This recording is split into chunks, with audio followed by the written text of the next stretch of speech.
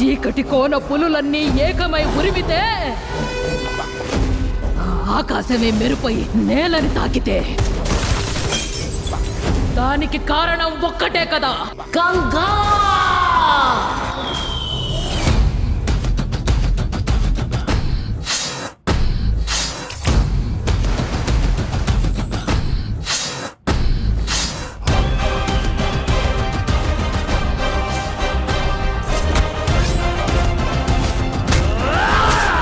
నన్ను ఎదురించేదెవరో